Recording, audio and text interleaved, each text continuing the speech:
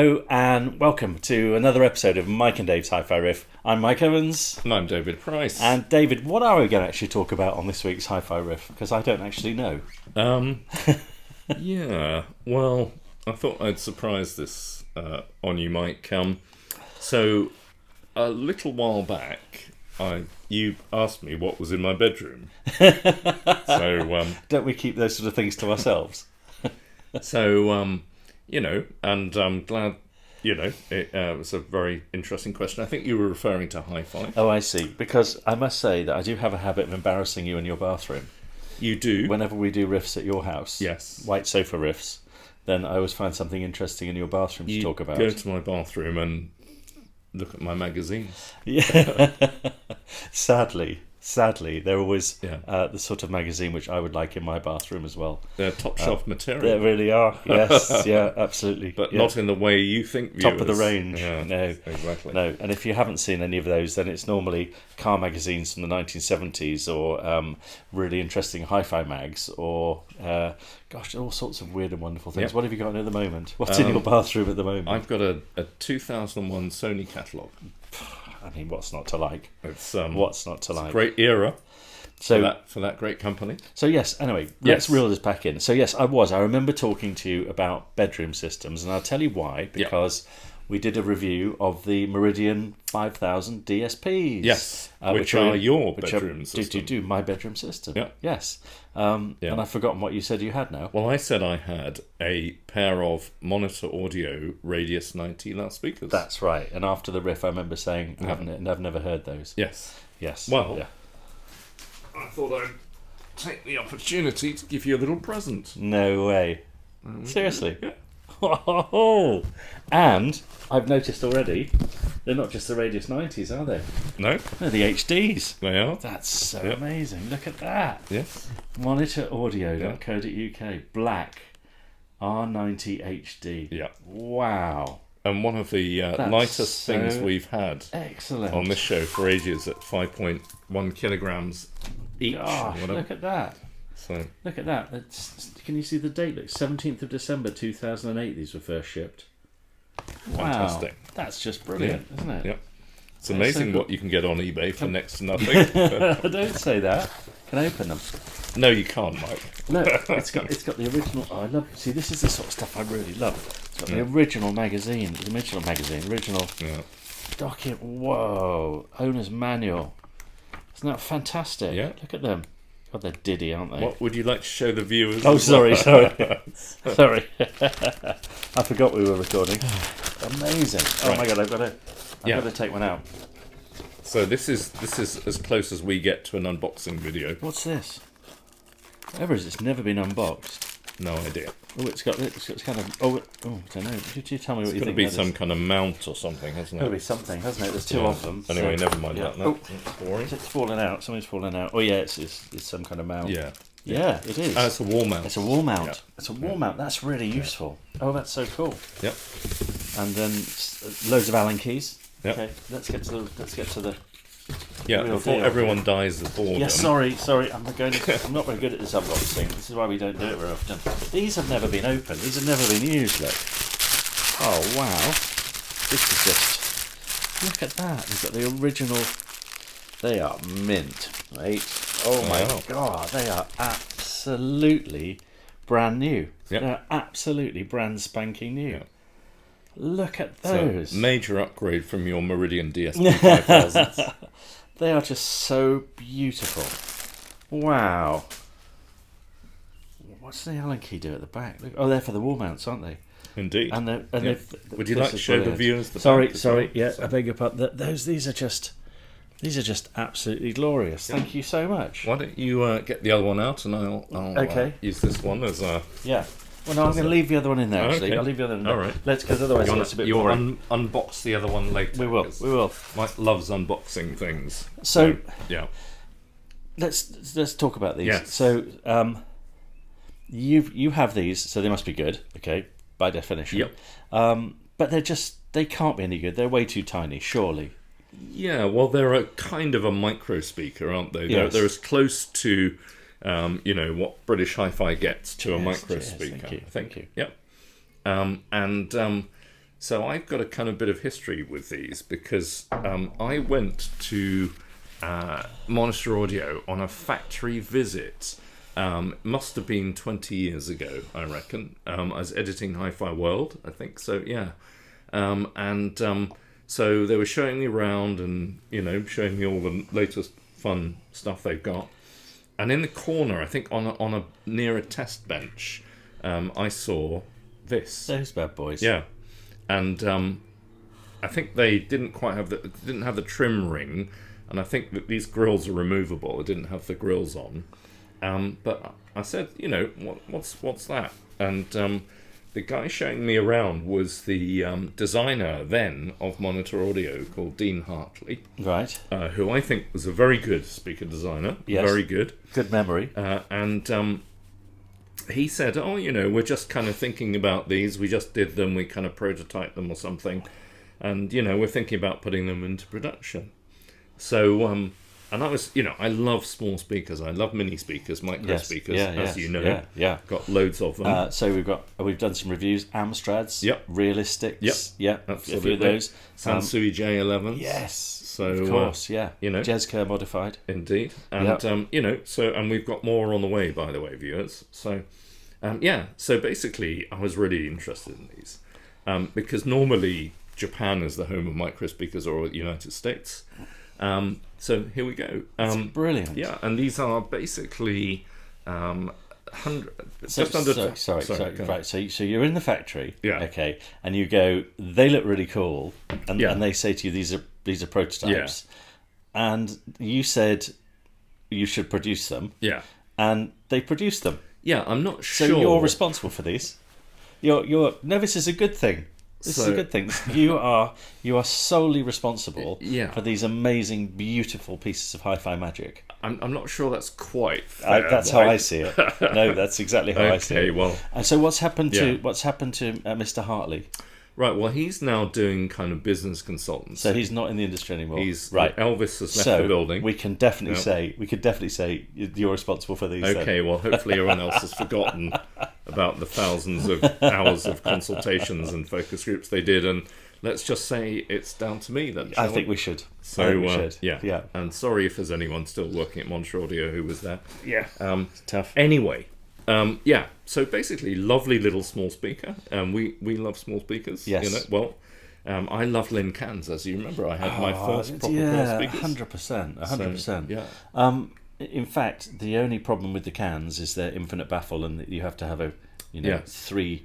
You have to have two name 250s to drive them, don't you? To sort of get any sound out. And 4 135s and cans was the joke, wasn't it? So, absolutely. And the Radius 90 that I saw was the same. So it was an infinite baffle speaker. No way. It was a seal box speaker. But then they made a little kind of carrying handle. Yes, look at that. A little hole in the back. Yeah. So the ones I saw had a sealed, totally sealed box infinite baffle. So obviously for production they decided that given that it's only got a 1.5 litre cabinet. What size are your Yamahas? Well, I don't know what Yamaha's about 58 or something. Sure, and that's 1.5. And my Wharfdale E70 is a 70 litre. Yeah, yep, and that's a 1.5 litre. Yeah, so not an awful lot of real estate, as it were, inside the box. So they obviously decided that, obviously, as we know, the bigger the cabinet, the more efficient the speaker is, all other things being equal. So when it's so diddy, and then when it's infinite baffle, presumably you need to have a small power station to get any sound out at all. Well, you probably need a kind of, a bunch of Krells, wired together kind of thing. Yes, and a power station. Yes. And you're kind of a local power station, as you say, in order to supply enough juice to the power amps. Wow. So basically, so they stuck a hole in the back. They stuck a hole in the back. They're trying to make them a bit more efficient. Yeah, and it did make them more efficient because they are a whopping, I think it is 83 dB sensitivity. Okay, so they're drivable then. So only just. Okay, cool. So you think what they would have been if they were infinite baffle, they would have been like 78 or something. Yes. Which would have, you'd need sort of, I don't know, something, you'd need 1,000 watts to make it louder than transistor radio or something. Do you remember when we did the first ever Hi-Fi Riff live? Yes. Which I think was at Staverton show. Yeah. And you bought a pair of Amstrads. Yep. The tiny little Amstrad. I did. Micro speakers. Yep. And a Chord Annie. Yep. Preamp. Yep. Integrated amp. Yep. To drive them. Yep. And we plugged them in, and the audience are laughing at us, Yeah. thinking it's the most stupid thing they've ever seen. Yeah. And we played a song. It was. It's true. And then we played a song, and everybody was like, "Oh my god, that's amazing!" Yeah. Because, and this is what this is not my words, it's someone else's words. They said the Amstrads just totally disappeared.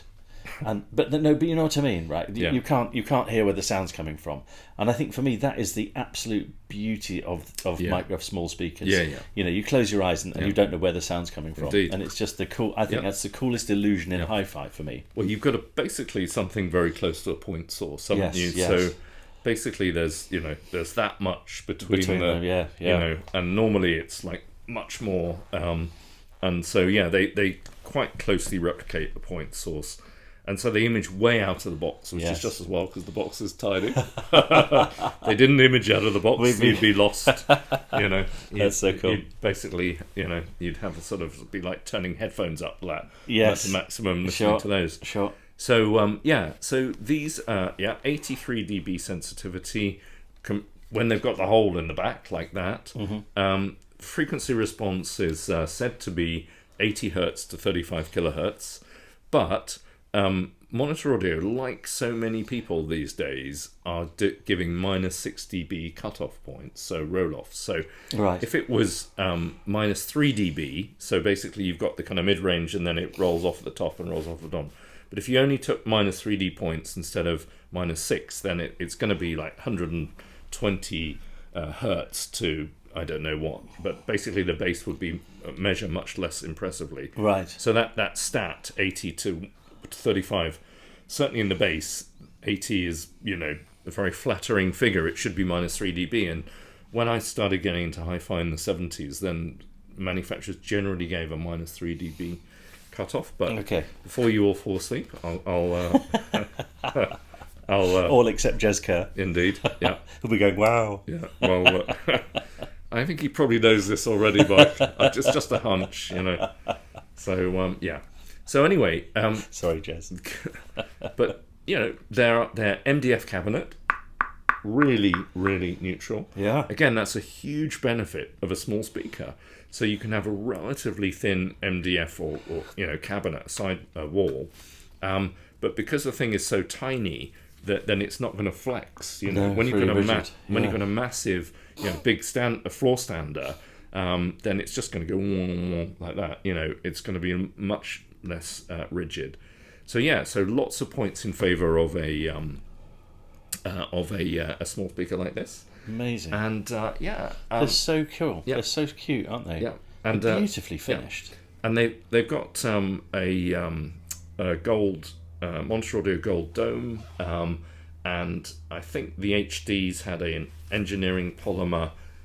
Glass-loaded engineering polymer mid-bass driver. I'm assuming that the reason you've got these for me very kindly is the HDs are the best ones to have. No.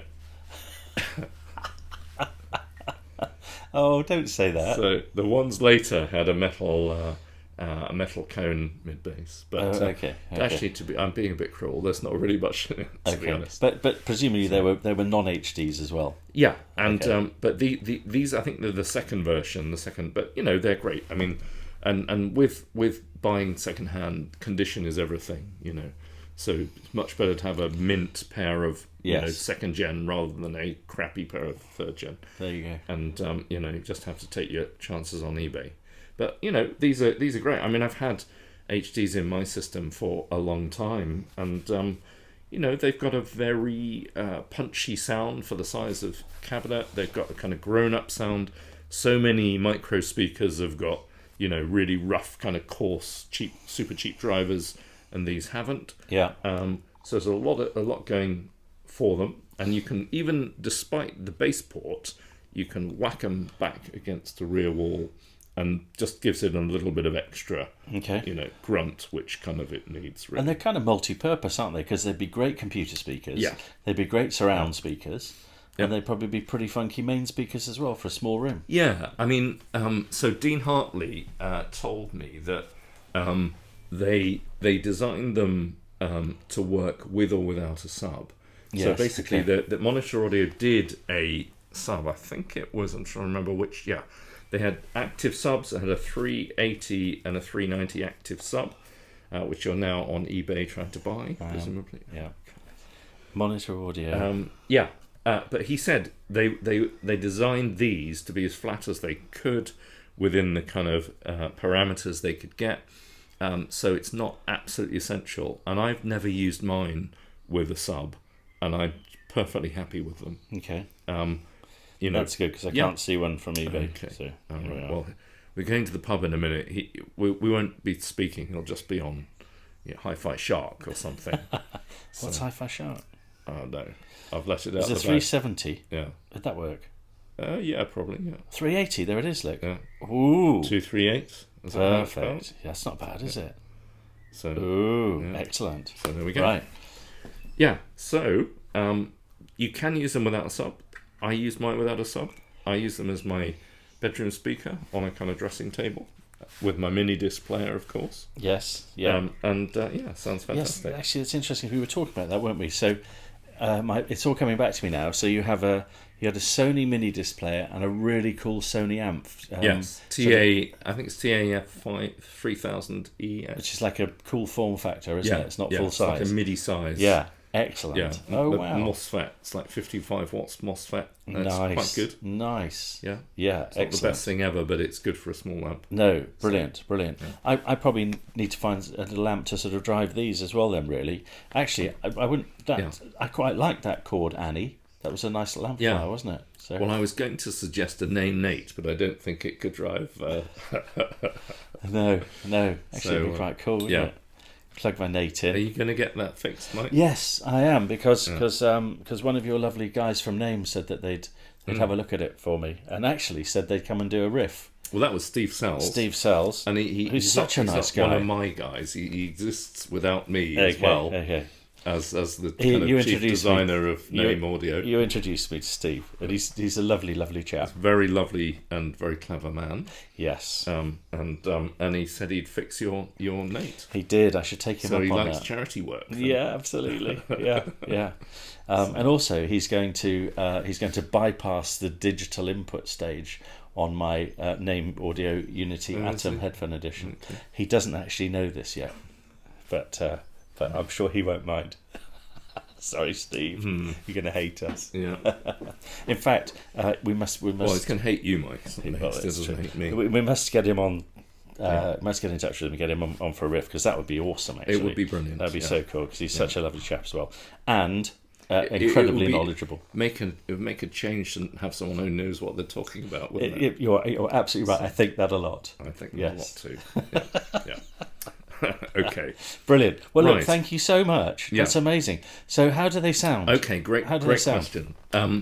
So they do sound pretty out of the box, which, as I said, is just as well. Yeah. But they're quite smooth. There's no terrible kind of boom, boom, boom sort of, down in the bass. The treble is nice for a small speaker.